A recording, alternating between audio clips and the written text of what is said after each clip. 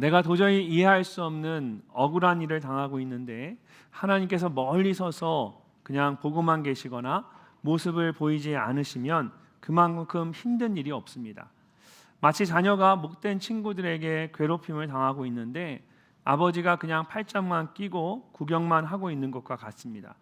그러면 그 자녀는 아버지에 대해 큰 배신감을 느끼고 더 이상 아버지를 신뢰할 수 없을 것입니다. 이처럼 우리가 도저히 이해할 수 없는 일이 우리의 고통과 억울함에 대한 하나님의 침묵입니다. 하나님은 우리의 모든 형편과 처지를 아십니다. 그런데 왜 침묵하시는 것일까요? 방금 읽은 시편의 저자인 다윗은 하나님께 누구보다 충성된 사람이었습니다. 하나님께서는 그 어떤 사람보다 그것을 잘 알고 계셨습니다. 하지만 다윗이 억울한 누명을 쓰고 악한 대적들에게 쫓겨다닐 때 하나님은 계속해서 침묵하셨습니다. 그래서 참다 못한 다윗이 깊이 탄식하며 자신의 괴로움과 고통을 호소하는 것이 오늘 말씀의 배경입니다. 이것은 단지 억울한 일을 당할 때만을 말하는 것이 아닙니다. 병이 빨리 낫지 않을 때나 취직이 되지 않을 때, 또 자녀가 속을 썩을 때도 우리는 하나님을 향해 탄식하게 됩니다. 여호와여 어찌하여 멀리 서시며 어찌하여 환난 때에 숨으시나이까. 이 짧은 한 절의 말씀 속에 어찌하여라는 말을 두 번이나 반복한 것을 보면 지금 다윗의 마음이 얼마나 답답하고 고통스러운지를 알 수가 있습니다. 하나님께서 도와주셔야만 이 어려움을 해결할 수 있을 것 같은데 하나님께서 너무 멀리 서 있는 것 같고 심지어 보이지 않는 것만 같았습니다. 그래서 더 절실하게 하나님의 도우심을 구하며 탄식하고 있는 겁니다. 반면에 악한 자들은 그 마음의 교만함이 가득해서 다윗처럼 도움이 필요한 어려운 상황 가운데 있는 연약한 사람들을 오히려 크게 몰아세웁니다. 2절 말씀을 보십시오. 악한 자가 교만하여 가련한 자를 심히 압박하오니 그들이 자기가 베푼 꾀에 빠지게 하소서. 여기서 이 압박하오니라는 말은 원래 불타다라는 의미를 가진 히브리어 동사에서 나온 단어입니다. 마치 모든 것을 불태우듯이 맹렬한 기세로 몰아세우는 것을 의미합니다. 특별히 계속해서 반복되는 동작을 의미하는 미완료 시제를 사용해서 그냥 두어도 살아가기 힘든 연약한 자들을 끊임없이 고통스럽게 하는 악한 자들의 모습을 생생하게 묘사하고 있습니다. 이런 상황에서 다윗이 바라는 것은 딱 한 가지였습니다. 악한 자들이 연약한 자들을 붙잡기 위해서 촘촘한 그물처럼 짜놓은 그들의 계획에 스스로 빠져드는 것이었습니다. 그래서 결국은 이 모든 상황 속에서 승리하는 것이었습니다. 어떻게 하면 그런 일들이 일어날 수 있을까요? 악한 자들로 인한 괴로움과 고통 가운데 우리는 무엇을 해야 할까요? 가장 먼저 우리는 하나님께서 지금도 나와 함께 계심을 믿어야 합니다. 억울한 일로 인해서 괴롭고 고통스러울 때에 그런 나의 마음을 더 괴롭고 고통스럽게 하는 것은 하나님이 전혀 보이지 않는 것입니다. 다윗을 괴롭고 고통스럽게 하던 악한 자들도 그것을 잘 알았습니다. 그래서 하나님이 없다라고 말하며 다윗을 더 괴롭고 고통스럽게 만들었습니다. 3절과 4절 말씀을 함께 읽어보겠습니다. 악인은 그의 마음에 욕심을 자랑하며 탐욕을 부리는 자는 여호와를 배반하여 멸시하나이다. 악인은 그의 교만한 얼굴로 말하기를 여호와께서 이를 감찰하지 아니하신다 하며 그의 모든 사상에 하나님이 없다 하나이다. 아멘. 그의 모든 사상에 하나님이 없다 하나이다. 악한 자들의 특징은 그 마음에 교만함이 가득하다라는 것입니다. 그래서 마음속에 있는 욕심을 아무렇지 않게 자랑했습니다. 특별히 탐욕을 부리는 자라는 말에서 이 탐욕이라는 단어가 가지고 있는 본래의 뜻은 깨트리다, 부수다입니다. 이것은 불법과 폭력을 함축하는 단어로 폭력으로 남의 것을 빼앗는 자를 의미합니다. 그래서 악한 자들을 탐욕을 부리는 자들이라고 말하는 것은 그들이 단순히 마음의 욕심을 가지는 정도가 아니라는 뜻입니다. 그들은 자신들의 욕심을 채우기 위해서 다른 사람들의 것을 강제로 빼앗고 삶을 망가뜨리는 자들입니다. 이런 사람들은 당연히 하나님을 인정하지 않고 오히려 조롱하고 비웃을 수밖에 없습니다. 만약 하나님을 인정하고 두려워한다면 그렇게 자신들의 욕심을 자랑하고 탐욕을 부릴 수 없기 때문입니다. 그래서 그런 악한 자들은 모두 하나님이 없다라고 말합니다. 이것은 정확하게 말하면 하나님의 존재 자체를 부정하는 것이 아니라 하나님이 그들의 삶 속에 없다는 것입니다. 하나님이 있는 것은 맞지만 자신들이 행하는 일에 대해서는 관여하지 못하신다라는 것입니다. 얼마나 교만한 생각입니까? 그래서 이어지는 5절과 6절 말씀을 보면 그런 악한 자들의 말과 행동에 대해서 이렇게 말합니다. 그의 길은 언제든지 견고하고 주의 심판은 높아서 그에게 미치지 못하오니 그는 그의 모든 대적들을 멸시하며 그의 마음에 이르기를 나는 흔들리지 아니하며 대대로 환난을 당하지 아니하리라 하나이다. 악한 자들은 스스로 그들의 행하는 모든 것이 견고하다라고 생각했습니다. 여기서 이 견고하다라는 말은 본래 꼬다, 돌리다, 회전하다라는 뜻을 가진 단어입니다. 가는 실을 여러 겹 꼬아서 잘 끊어지지 않는 단단한 줄이나 물건을 만드는 것처럼 자신들이 행하는 악한 길이 아무도 끊을 수 없을 정도로 단단하고 튼튼하다라는 겁니다. 또 견고하다라는 말은 춤을 추다, 번영하다라는 의미로 사용되기도 합니다. 본래 기본적인 의미가 돌리다, 회전하다이기 때문에 마치 무도회 같은 곳에서 빙글빙글 돌며 춤을 추는 것을 생각하면 됩니다. 그래서 대부분의 영어 성경들은 견고하다라고 하지 않고 춤을 추다라는 의미로 악한 자들의 길이 춤을 추듯 항상 형통하다라는 뜻으로 번역을 했습니다. 다윗을 포함해서 악한 자들에게 괴롭힘과 고통을 당하고 있는 모든 사람의 눈에도 이 악한 자들이 오히려 더 견고하고 더 번성하는 것 같아 보였습니다. 하나님의 심판은 너무 고귀하고 이 악한 자들이 행하는 길은 너무 악해서 하나님의 그 심판이 악한 자들에게 전혀 미치지 못하는 것 같았습니다. 얼마나 괴롭고 힘든 일입니까? 악한 자들이 행하는 그 길이 오히려 더 견고해지고 아무 문제가 없는 것을 보면 연약한 자들의 괴로움과 고통이 더 깊은 탄식으로 빠질 수밖에 없었습니다. 아마 여러분에도 이렇게 도저히 이해할 수 없는 그런 힘든 그런 상황과 경험이 있으실 겁니다. 그런데 악한 자들이 그렇게 힘들어하는 나를 바라보면서 또 멸시하듯 나를 바라보는 겁니다. 그래서 이 멸시하며라는 말에는 기본적으로 호흡을 하다, 숨을 쉬다라는 뜻이 담겨져 있습니다. 그래서 공기처럼 가볍게 여기거나 콧방귀를 뀌듯 웃으면서 조롱하는 것을 의미합니다. 그러면서 악한 자들이 스스로 결정적인 한마디를 합니다. 나는 흔들리지 아니하며 대대로 환난을 당하지 아니하리라. 사람은 스스로 한 치 앞도 내다볼 수 없고 생명의 주권이 하나님께 있다는 것을 생각해 보면 이것은 굉장히 교만한 말입니다. 그런데 악한 자들이 스스로 아무 거리낌 없이 그런 말들을 내뱉는 겁니다. 그렇다면 말만 그랬을까요? 그들의 악한 행동들도 거침이 없었습니다. 그의 입에는 저주와 거짓과 포악이 충만하며 그의 혀 밑에는 잔해와 죄악이 있나이다. 그가 마을 구석진 곳에 앉으며 그 은밀한 곳에서 무죄한 자를 죽이며 그의 눈은 가련한 자를 엿보나이다. 사자가 자기의 굴에 엎드린 같이 그가 은밀한 곳에 엎드려 가련한 자를 잡으려고 기다리며 자기 그물을 끌어당겨 가련한 자를 잡나이다. 마치 어린아이들이 달콤한 사탕을 혀에 두고 즐기듯이 악한 자들이 저주와 거짓과 포악이 가득해서 연약한 자들의 고통과 불행을 혀 밑에 두고 즐기는 겁니다. 또한 먹잇감을 단번에 낚아채고 물어뜯는 포악한 사자처럼 힘없는 연약한 자들을 괴롭히거나 죽이기 위해서 성벽이나 군인들이 없는 구석진 곳에서 조용히 숨어서 기다렸습니다. 그가 굽부러져 엎드리니 그의 포악으로 말미암아 가련한 자들이 넘어지나이다. 그가 그의 마음에 이르기를 하나님이 잊으셨고 그의 얼굴을 가리셨으니 영원히 보지 아니하시라 하나이다. 악한 자들의 포악함으로 인해서 힘없는 연약한 자들이 모두 다 쓰러졌습니다.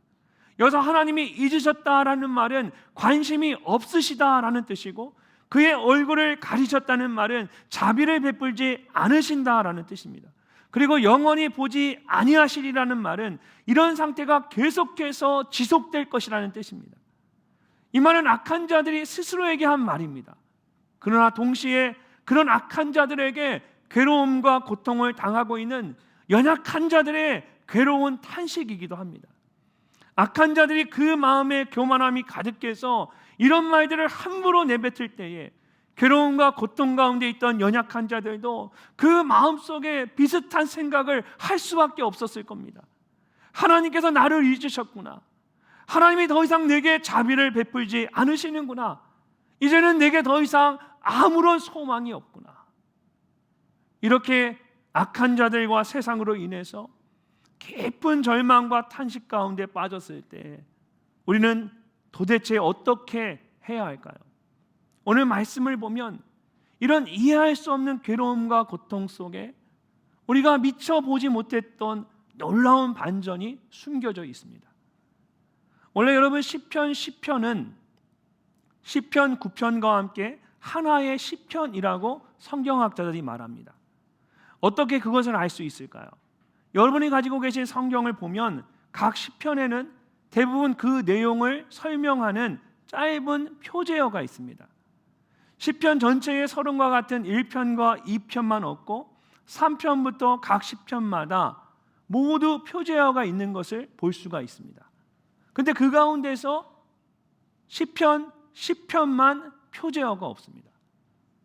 3편, 4편, 5편, 6편, 7편, 8편, 9편까지 각 편마다 표제어가 있는데 시편 10편에서는 표제어가 없습니다. 9편에만 표제어가 있고 10편에는 표제어가 없는 것. 이 이유는 성경학자들이 이 9편과 10편이 원래는 하나의 시편이었기 때문에 9편에만 표제어가 있는 것이다 라고 설명을 합니다. 그리고 히브리어로 된 원어 성경을 보면 시편 9편의 1절이 히브리어 알파벳의 첫 글자인 알렙으로 시작이 됩니다. 그리고 시처럼 하나의 연이 시작될 때마다 이 히브리어 알파벳이 A, B, C, D가 하나씩 순서대로 그 글자가 나오게 됩니다. 보통 시나 노래에서 이런 것을 두운이라고 말합니다. 각행이나 연의 앞부분에 같은 음이나 음절을 반복해서 운율을 더하고 내용을 강조하는 겁니다. 이렇게 두운처럼 사용된 히브리어 알파벳이 시편 9편에서 끝나지 않고 시편 10편으로 이어지게 됩니다. 그래서 시편 10편 마지막이 히브리어 알파벳의 마지막 글자인 타우로 끝이 나게 됩니다. 이렇게 시편 9편과 10편이 히브리어 알파벳으로 연결되어 있기 때문에 이 두 시편이 사실은 하나의 시편인 것을 알 수가 있습니다. 근데 성경학자들이 이 히브리어로 된 성경의 원문을 보면서 아주 놀라운 것을 발견하게 되었습니다. 히브리어 알파벳이 22개로 되어 있는데 이 시편 9편과 10편에 17개만 쓰여진 겁니다.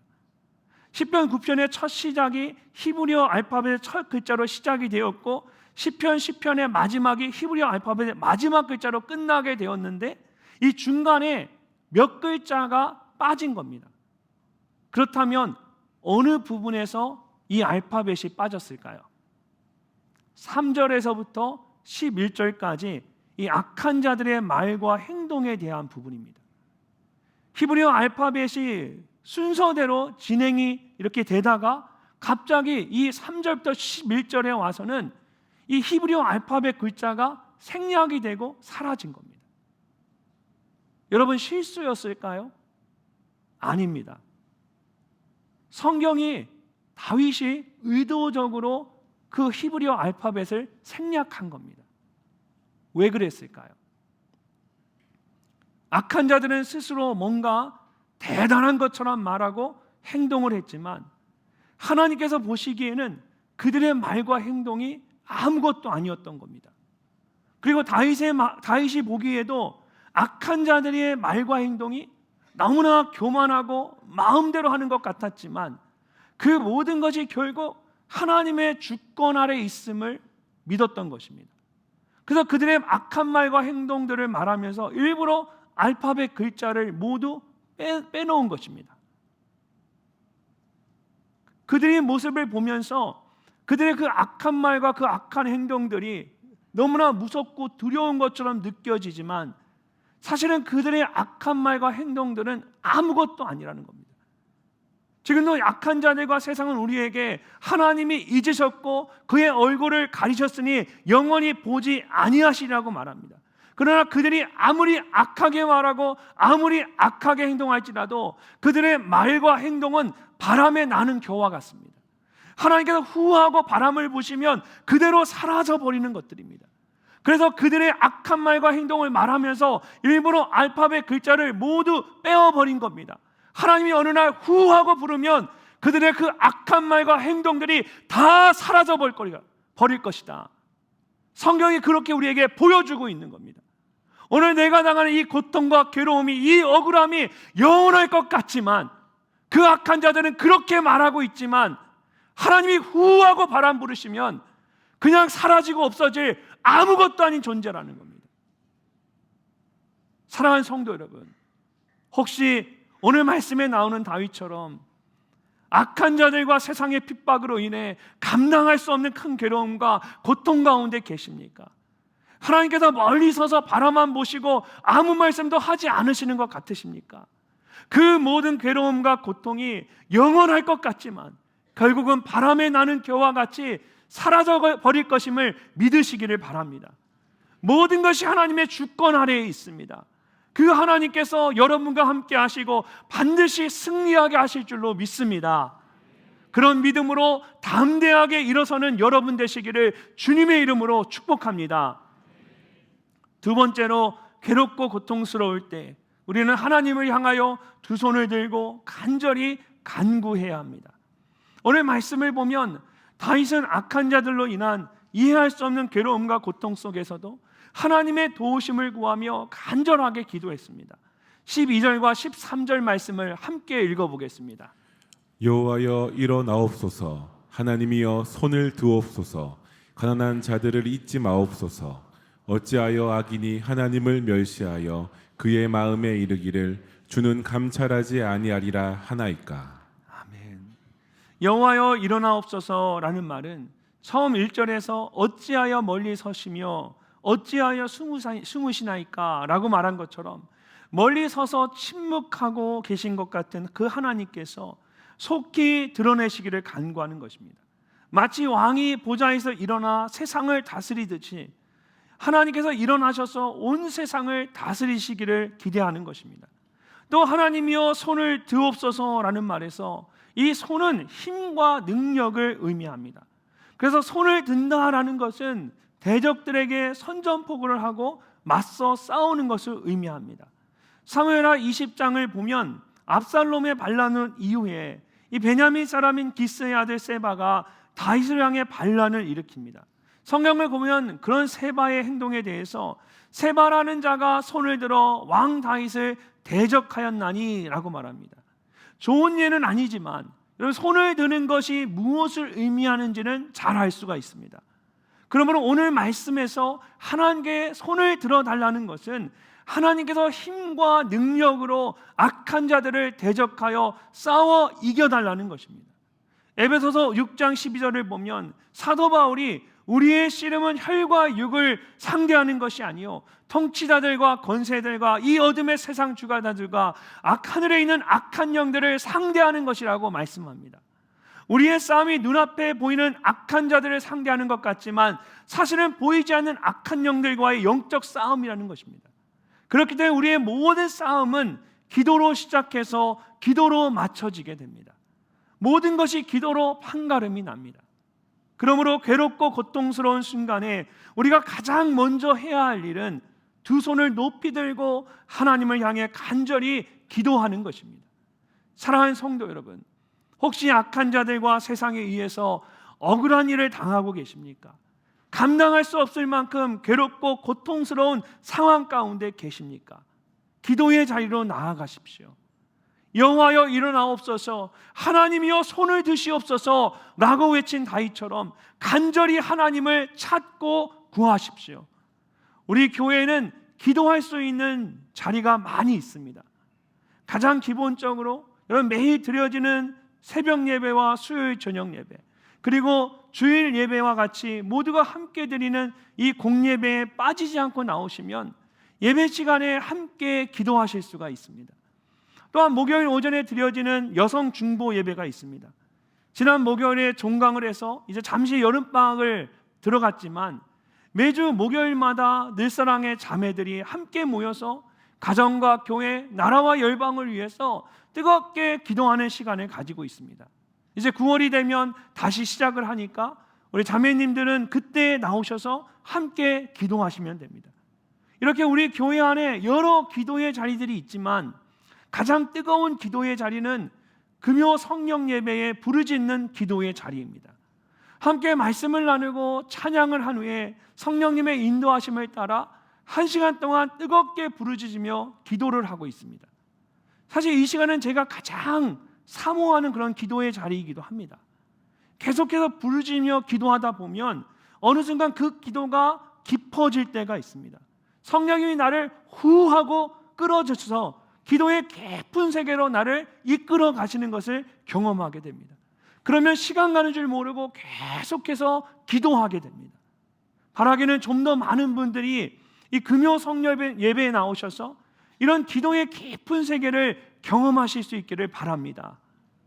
이외에도 다른 사람들을 위해 중보하는 기도의 자리가 있습니다. 작년부터 매주일 오전 예배 시간에 우리 예배 중보팀이 지하 2층에 있는 큰 방에 모여서 예배를 위해서 예배 시간에 함께 기도하고 있습니다. 주일에 특별한 예배의 순서가 있거나 또 영적인 필요가 있을 때에는 제가 그 예배 중보팀에게 특별히 기도를 부탁하곤 합니다. 특별히 올해에는 저희 교회가 기도 사역을 좀 더 계획적으로 풍성하게 하기 위해서 기도 사역팀을 만들고 또 준비를 하고 있습니다. 그래서 상반기에 예배 중보팀과 헌신자들을 대상으로 이미 4차례의 기도 훈련이 있었습니다. 그리고 다음 달인 23일 토요일에는 오전 10시부터 오후 3시까지 말씀만을 가지고 계속해서 함께 기도하는 말씀 기도회를 진행하려고 합니다. 이때는 예배 중보팀이나 기도 훈련을 받은 분들뿐만 아니라 우리 교회 성도님들 중에 하루 동안 함께 기도하기를 원하시는 분들은 누구든지 다 참석할 수가 있습니다. 그래서 아마 다음 주부터 2주간 이 말씀 기도에 하루의 말씀 기도에 참여하기를 원하시는 분들 신청을 받으실 거예요. 그때 여러분 원하시면 신청하시고 23일에 다음 달에 함께 참여하시면 됩니다. 그런 다음에 9월 2일부터 이 모든 기도의 준비 과정이 다 끝나면 9월 2일부터 지하 2층에 있는 우리 중보 기도실에서 공식적인 중보 기도 사역을 다시 시작하게 됩니다. 코로나 기간에 멈춰 있었는데 이제 중보 기도팀을 다시 만들어서 운영을 하는 겁니다.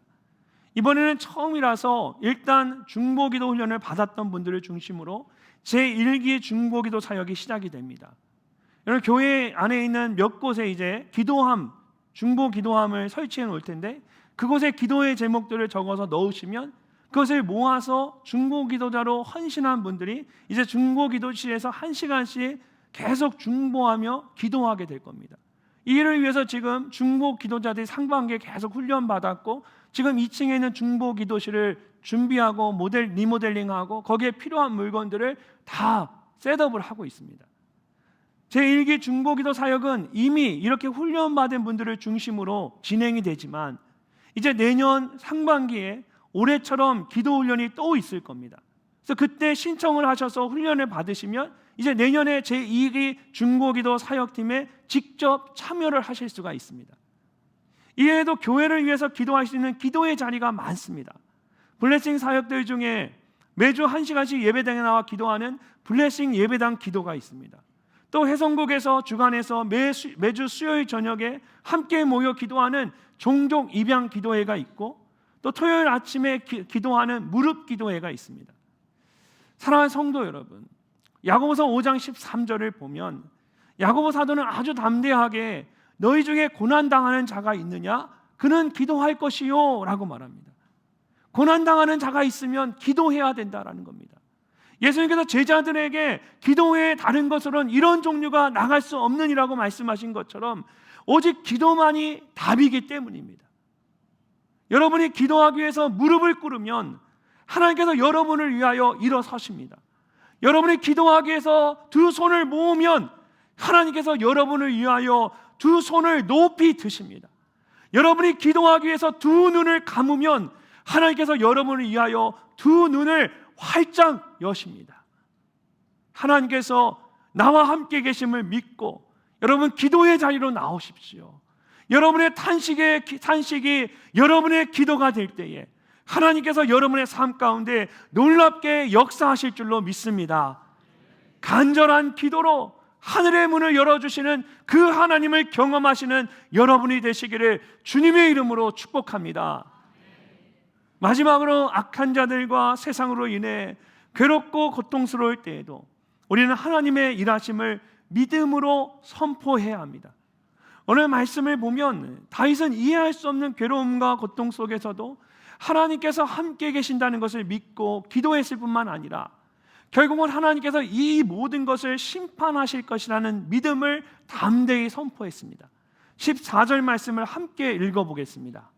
주께서는 보셨나이다. 주는 재앙과 원한을 감찰하시고 주의 손으로 갚으려 하시오니 외로운 자가 주를 의지하나이다. 주는 벌써부터 고아를 도우시는 이시니이다. 아멘. 이런 말씀을 보시면 뭔가 다윗의 말이 조금 문법적으로 맞지 않는 것 같지 않으십니까? 말씀을 보면 다윗은 주께서는 보십니다 또는 보실 것입니다 라고 말하지 않았습니다. 주께서는 보셨나이다 라고 말했습니다. 하나님께서 이미 모든 것을 보셨다라는 겁니다. 이전에 말씀을 보면 악한 자들은 반복해서 말하기를 주는 감찰하지 아니하신다라고 했는데 다윗은 오히려 주께 저는 보셨나이다라고 담대하게 선포하는 겁니다. 특별히 히브리어 원어로 보면 이 말을 할 때에 다윗이 현재 완료형을 사용했습니다. 그래서 영어 성경들을 보면 You have seen it 이렇게 과거에서부터 지금까지 하나님께서 계속해서 보셨다라고 번역이 되어 있습니다. 악한 자들은 연약한 자들을 향해 하나님께서 잊으셨다라고 했는데 하나님께서 단 한 번도 잊으신 적이 없었던 겁니다. 또한 주는 벌써부터 공화를 도우시는 이신이다라고 말할 때에도 히브리어로 된 성경을 보면 마지막에 이신이다라는 말이 무엇이다라는 2인칭 완료형으로 되어 있습니다.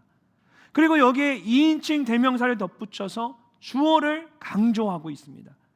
과거에도 지금도 계속해서 도우시는 분이 계시는데 그분이 바로 주님이시라는 겁니다. 주를 의지한다라는 것은 그런 주님께 나의 전부를 맡기는 것입니다. 악한 자들로부터 이해할 수 없는 괴로움과 고통을 당할 때는 더욱더 그렇습니다. 주님께 나의 모든 것을 맡겨야 합니다. 그래서 주를 의지하나이다 라고 말할 때에 의지하나이다 라는 말에는 기본적으로 던지다 라는 뜻이 담겨져 있습니다. 나의 전부를 주님께 내던지는 겁니다. 사랑하는 성도 여러분, 주님은 여러분을 누구보다 잘 알고 계십니다. 과거에도 보셨고 지금도 계속해서 바라보고 계십니다. 만약 누군가가 여러분을 돕는다면 그분은 바로 주님이십니다. 그러므로 주님께 여러분의 모든 것을 맡기십시오. 여러분의 전부를 주님 앞에 내던지십시오. 주님께 그렇게 온전히 의지할 때 주님께서 여러분의 모든 것을 책임져 주실 줄로 믿습니다. 얼마나 가슴 뛰는 일입니까? 나의 삶의 전부를 주님께 내던지는 이 일이. 여러분, 이어지는 말씀도 우리의 가슴을 그렇게 뛰게 만듭니다. 자, 16절 말씀을 보십시오. 여호와께서는 영원 무궁하도록 왕이시니 이방 나라들이 주의 땅에서 멸망하였나이다. 악한 자들은 스스로 영원할 것 같이 생각하지만 그것은 잠시일 뿐입니다. 결국은 후하고 바람이 불면 하나님이 바람을 부시면 그냥 다 사라지고 멸망하게 될 겁니다. 그러나 하나님은 영원하신 왕이십니다. 결국 하나님께서 모든 것을 통치하신다라는 것입니다. 근데 말씀을 보면 다윗이 이방 나라들이 주의 땅에서 멸망할 것입니다 라고 말하지 않고 멸망하였나이다 라고 말합니다. 아직 일어나지는 않았지만 분명하게 일어날 것을 확신하기 때문에 이미 일어난 것처럼 완료형으로 말한 것입니다. 이것을 문법적으로 예언적 완료라고 말합니다. 아직 일어나지 않은 것을 이미 일어난 것처럼 믿음으로 선포하는 겁니다. 사랑하는 성도 여러분, 우리에게 이런 담대한 믿음이 필요합니다.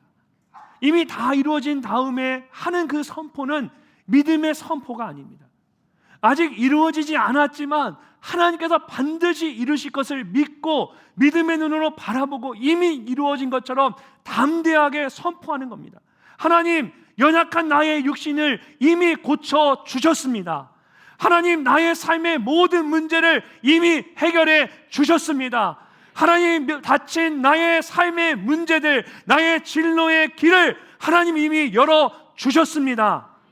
믿음으로 선포하고 감사할 때 하나님께서 여러분의 그 삶 가운데 반드시 그 믿음의 선포대로 이루실 줄로 믿습니다.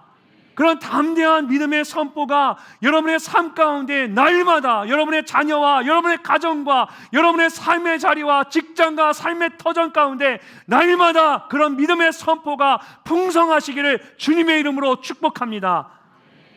자, 그런 마음으로 우리 마지막 17절과 18절 말씀을 우리 함께 선포하듯 함께 읽어보도록 하겠습니다. 여호와여, 주는 겸손한 자의 소원을 들으셨나오니 그들의 마음을 준비하시며 귀를 기울여 들으시고 고아와 압제당하는 자를 위하여 심판하사 세상에 속한 자가 다시는 위협하지 못하게 하시리이다. 아멘. 다윗이 마지막으로 다시 한번 들으셨사오니 라고 말합니다. 하나님이 들으셨다라는 거예요. 여기서도 현재 완료형상에서 하나님께서 과거에서 지금까지 하나도 빠뜨리짐 없이 겸손한 자의 모든 기도를 들으셨다라고 말합니다. 그 믿음 속에서 그 믿음을 근거로 해서 하나님이 들으신 것을 기초로 해서 매일의 삶 가운데 오늘도 나의 기도를 계속해서 들으시고 준비하시고 심판하고 계십니다 라고 다윗이 믿음으로 선포하고 있는 겁니다. 근데 정말 은혜가 되는 말씀은 겸손한 자라는 말과 소원이라는 말입니다. 이 겸손한 자라는 말과 앞에 2절과 3절에서 나오는 가련한 자, 불쌍한 자라는 말이 모두 똑같은 어근을 사용하고 있습니다. 같은 단어에서 나온 단어인데 그것을 가지고 악한 자들은 가련한 자라고 말하는데 조롱하며 그 한 사람 한 사람을 부르는데 주님은 그 같은 단어를 가지고 우리를 부르실 때 가련한 자라고 이야기하지 않으시고 우리를 부르실 때 겸손한 자라고 부르시며 칭찬하십니다. 소원이라는 말도 이미 앞에 3절에서 한 번 더 사용했던 단어입니다. 3절을 보면 악인은 그의 마음에 욕심을 자랑하며 라고 했는데 여기서 이 욕심이라고 번역된 단어와 오늘 소원이라고 번역된 단어가 모두 동일한 단어입니다. 주님이 보시기에 악한 자에게는 욕심이지만 겸손한 자에게는 그것이 소원이라는 것입니다. 사랑하는 성도 여러분, 이처럼 우리는 가련한 자가 아니라 겸손한 자인 줄로 믿습니다. 우리는 세상적인 욕심을 품고 살아가는 자가 아니라 주를 위한 거룩한 소원을 품은 자인 줄로 믿습니다. 믿음으로 날마다 여러분 담대하게 선포하십시오. 하나님께서 이미 여러분을 하여금 승리하게 하신 줄로 믿습니다. 담대하게 믿음으로 선포하는 여러분 모두가 되시기를 주님의 이름으로 축복합니다. 오늘 우리가 함께 나눈 시편 10편은 다윗의 깊은 탄식으로 시작을 했습니다. 악한 자들의 교만하고 폭력적인 행동들로 인해 너무 억울하고 고통스러운데 하나님께서 멀리 서서 아무 말씀도 하지 않으시는 것 같았기 때문입니다. 그러나 사실은 그렇지 않았습니다. 악한 자들이 아무리 큰 소리를 치고 스스로 견고하고 번성한다 이야기해도 그것은 하나님 앞에 아무것도 아니었습니다. 여전히 하나님은 그 고통과 괴로움 가운데 다윗과 함께 계셨습니다. 또한 그것을 믿었던 다윗은 하나님의 이름을 부르며 간절히 기도했습니다. 그리고 하나님께서 이미 승리하게 하셨음을 믿음으로 담대하게 선포했습니다. 사랑하는 성도 여러분, 혹시 억울하고 힘든 상황 가운데 계십니까? 하나님께서 아무 말씀도 하지 않으시고 그냥 침묵만 하고 계신 것 같으십니까? 그러나 하나님께서 지금 이 순간에도 여러분과 함께 계심을 믿으실 수 있기를 바랍니다. 그 하나님께서 결국은 여러분을 하여금 승리하게 하실 것입니다. 그런 믿음으로 괴로움과 고통 가운데 오히려 하나님을 마음껏 찬양하는 여러분 모두가 되시기를 주님의 이름으로 축복합니다.